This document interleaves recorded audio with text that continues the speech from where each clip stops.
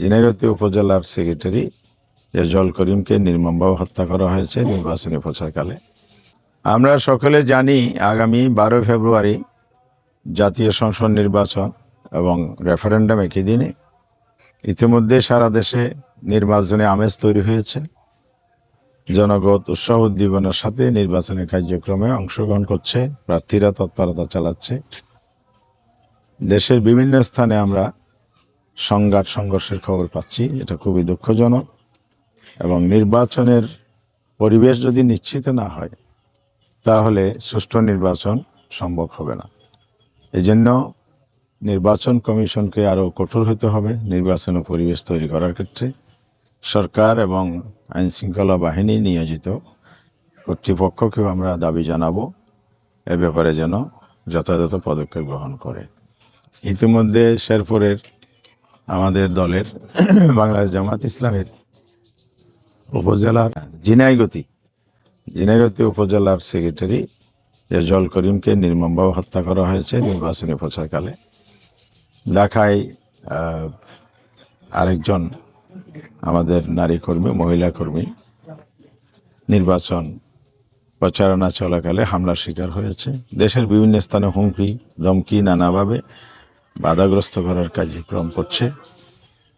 এখানে যারা নির্বাচনে বিজয়ী হওয়ার ব্যাপারে আস্থাহীন, জনগণের প্রতি আস্থা রাখতে পারছে না, নির্বাচনকে তারা জনমতের নিজের পক্ষে এনে যে প্রতিযোগিতা করবে সেই জায়গায় সমর্থন পাচ্ছে না, পরাজয়ের আশঙ্কা থেকে এই সহিংসতা তারা চালাচ্ছে।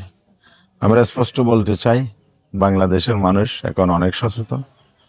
আগের মতো হত্যাকাণ্ড, নৈরাজ্য সৃষ্টি করে ভোটারদেরকে ভয় দেখিয়ে ভোটদানে বিরত রাখা অথবা ভোটারদের প্রভাবিত করা এবং কেন্দ্র দখল করে জালিয়াতি অনিশ্চিত কারচুপি করে বিজয়ী হবে, এই পরিবেশ আর বাংলাদেশে নাই।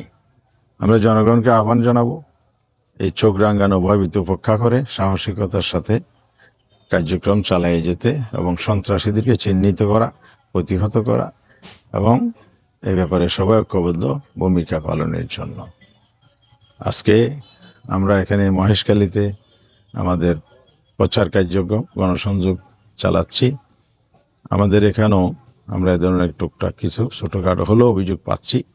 তো প্রশাসন দৃষ্টি আকর্ষণ করব এগুলো যেন কোনো ধরনের ব্যাপরূপ না নেই।